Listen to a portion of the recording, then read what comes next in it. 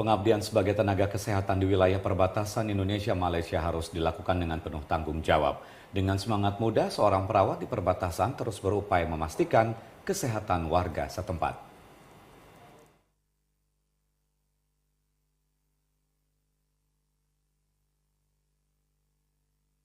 Seperti inilah kondisi Kampung Noha Silat, Kecamatan Long Apari, Kabupaten Mahakam Ulu, Provinsi Kalimantan Timur. Kampung ini terletak di wilayah hulu Sungai Mahakam dan merupakan salah satu kampung yang berada di wilayah perbatasan antara Indonesia dengan negara tetangga Malaysia. Untuk menuju Kecamatan Long Apari dibutuhkan waktu tempuh kurang lebih 6 jam dari ibu kota Kabupaten Mahakam Ulu. Kemudian untuk bisa mencapai Kampung Noha Silat harus melewati arus sungai yang cukup deras dan masih harus menggunakan perahu ketinting selama 1 jam. Di kampung ini terdapat seorang perawat muda yakni Maria Magdalena Unyang, 22 tahun. Maria setia mengabdikan diri untuk memberikan pelayanan kesehatan kepada masyarakat yang tinggal di wilayah perbatasan. Maria bersama seorang tenaga kesehatan lainnya secara rutin memeriksa kondisi kesehatan warga, khususnya bagi warga yang telah lanjut usia. Selain itu, Maria dan rekannya juga menggelar senam sehat, mengajarkan warga membersihkan lingkungan kampung, dan menyelenggarakan posyandu balita. Dalam kondisi tertentu, tidak jarang Maria harus merujuk pasien ke puskesmas terdekat dengan fasilitas yang lebih memadai. Meskipun banyak kekurangan kami di sini, kami masih bisa menjalankan tugas kami di sini dengan baik. Misalnya dengan kasus-kasus tertentu yang memang tidak bisa kami tangani di sini. Karena kami di sini sangat keterbatasan dalam obat-obatan maupun alat.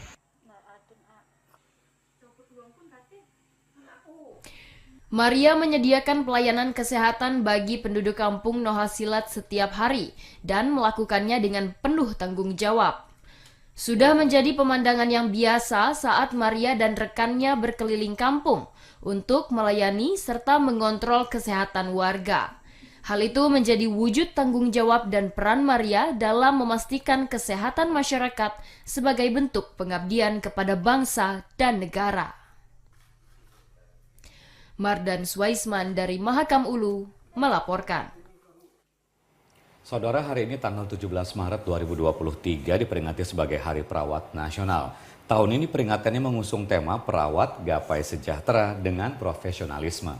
Lantas bagaimana kondisi perawat di Kalimantan Timur? Saat ini kita telah berhubung dengan Ketua Dewan Pengurus Wilayah Persatuan Perawat Nasional Indonesia (PPNI) Provinsi Kalimantan Timur.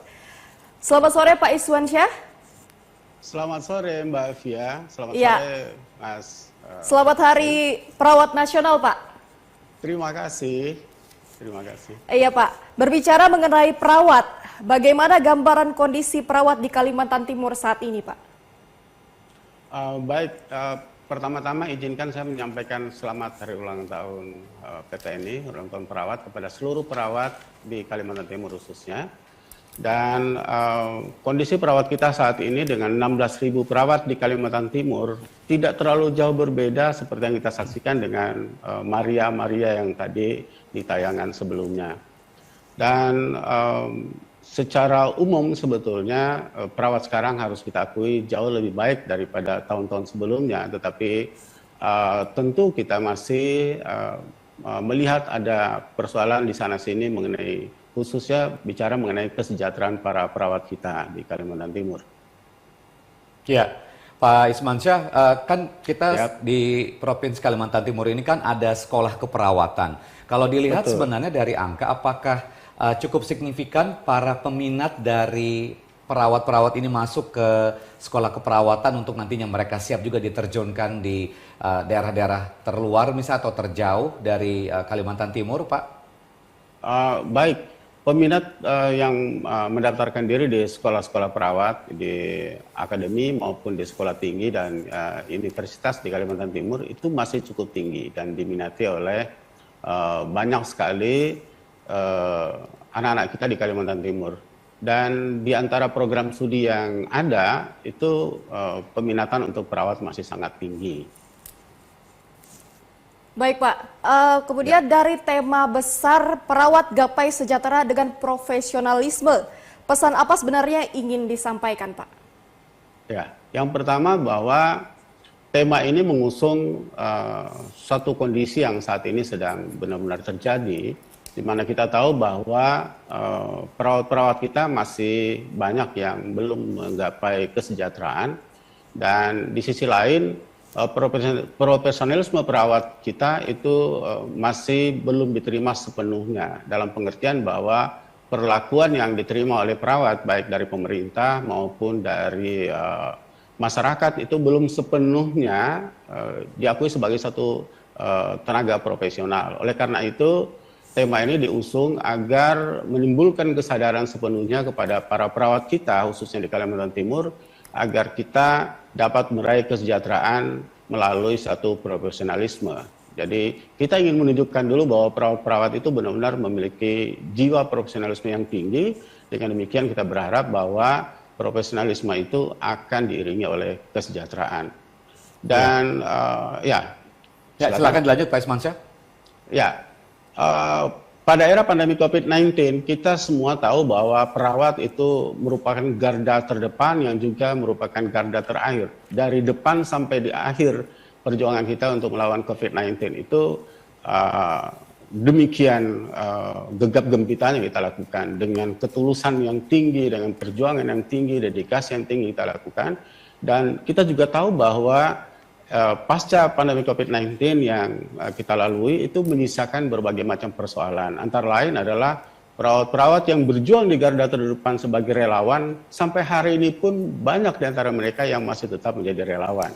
Dan masih banyaknya tenaga honorer yang juga sampai hari ini belum diangkat menjadi ASN atau tenaga pegawai yang lebih memberikan kesejahteraan. Itu fakta yang harus kita hadapi, Mas Hussein dan Mbak Fia. Oke. Pak Ismansyah, lantas bagaimana kemudian perawat-perawat ini kondisinya terkait profesionalisme mereka di Provinsi Kalimantan Timur?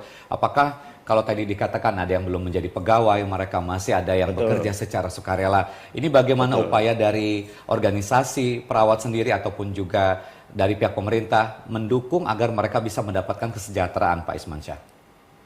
Baik, terima kasih, pertanyaan yang bagus sekali. Jadi memang organisasi PPNI mulai dari level pusat, kemudian wilayah, kota, kabupaten, sampai organisasi yang terkecil di wilayah kecamatan. Kita bersama-sama dengan pemerintah meyakinkan bahwa kontribusi kita itu sudah sedemikian besar dan kita membutuhkan satu ruang untuk dapat meraih kesejahteraan yang lebih baik. Kemudian PPNI sendiri telah berusaha keras agar pemerataan dari sisi pendidikan sebagai salah satu cara untuk meningkatkan kesejahteraan itu kita lakukan. Mulai dari di Mahakam Hulu, kita memiliki satu kelas meningkatkan pendidikan dari jenjang tinggi D3 kepada nurse atau profesi. Demikian juga di Kutai Barat, di PPU, di Pasir. Semua kota kabupaten kita coba sentuh melalui pemberian kesempatan untuk mengikuti pendidikan. Dan itu PPNI lakukan dengan bekerja sama dengan PPNI setempat, kemudian juga dengan pemerintah daerah. Memang harus kita akui bahwa pemerintah kita sudah berusaha dengan baik, tetapi tentu saja masih ada keterbatasan-keterbatasan yang membuat sebagian kawan-kawan kita belum dapat memiliki kesempatan yang lebih baik untuk dapat lebih sejahtera. Ya, baik Pak. Kalimantan Timur sendiri memiliki 10 kabupaten kota yang kemudian itu adalah wilayah yang sangat luas. Betul. Secara umum gambaran tenaga kesehatan belum merata, dan bagaimana dengan perawat, Pak? Betul sekali ya. Sebetulnya dari sisi jumlah di Kalimantan Timur itu ada 16.124 yang saya update beberapa menit yang lalu melalui sistem informasi manajemen keanggotaan kita. Dan dari sisi jumlah sebetulnya relatif sudah lebih bagus dari beberapa provinsi di Indonesia. Tetapi memang persoalan kita ada dua hal setelah dari sisi jumlah terpenuhi. Yang pertama adalah sebaran atau distribusi mereka masih terpusat pada tempat-tempat yang perkotaan lah kalau boleh kita katakan demikian.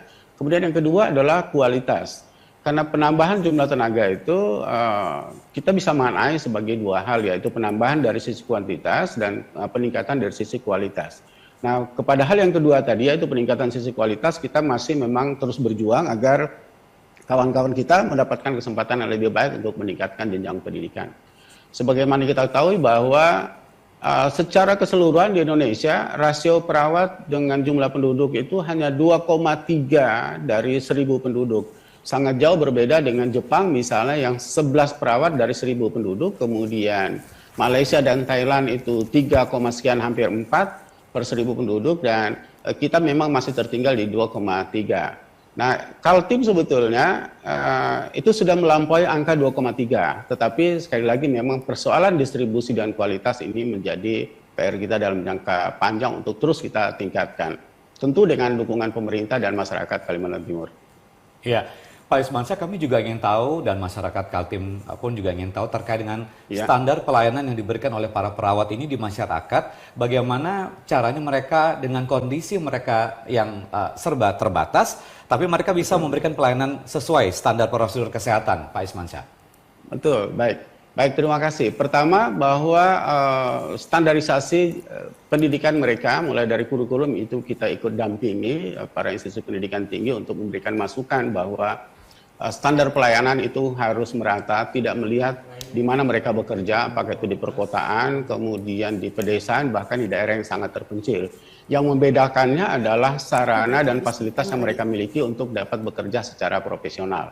Akan sangat berbeda kalau mereka bekerja di perkotaan dengan segala fasilitas yang memadai, berbeda dengan kawan-kawan kita yang harus berjuang memberikan pelayanan sesuai dengan standar, dengan kondisi apa adanya, itu di daerah-daerah terpencil, perbatasan, terluar. Jadi mereka benar-benar bekerja sesuai dengan kondisi yang ada. Itulah juga yang kita ingin ketuk kepada pemerintah agar sarana, fasilitas yang dapat menopang mereka bekerja lebih baik itu dapat dipenuhi. Ya, kemudian Pak, apa tantangan terbesar tenaga kesehatan khususnya perawat di Kalimantan Timur, Pak? Oh ya, tentu tantangan terbesar kita, tantangan bagi perawat tentu tadi mereka harus bekerja dalam situasi yang tidak memungkinkan mereka untuk bekerja sesuai dengan standar. Karena fasilitas, sarana fasilitas yang sangat berbeda-beda, bervariasi, kemudian beban tugas, beban kerja mereka sangat tinggi ketika mereka bekerja dengan rasio jumlah penduduk yang begitu besar yang harus mereka layani. Di sisi lain, bagi kami organisasi profesi, tantangannya adalah bahwa di samping jumlah kita yang besar, daerah-daerah kita yang sangat tersebar luas, kemudian kemampuan pemerintah daerah kita yang masih belum dapat mengakomodir para perawat kita untuk dapat sejahtera dalam pengertian yang lebih luas, di samping pendapatan, kesejahteraan dari sisi kondisi kerja, suasana kerja, dan kesejahteraan secara batiniah yang dapat membuat mereka menjadi betah dan bahagia di dalam memberikan pelayanan. Baik, Pak Ismansyah, terima kasih untuk sudah berbagi waktunya bersama kami, Pak. Selamat Hari Perawat Nasional, Pak Ismansyah. Terima kasih, salam perawat, salam sehat, khususnya untuk Kalimantan Timur. Selamat sore, Assalamualaikum warahmatullahi wabarakatuh. Waalaikumsalam warahmatullahi wabarakatuh.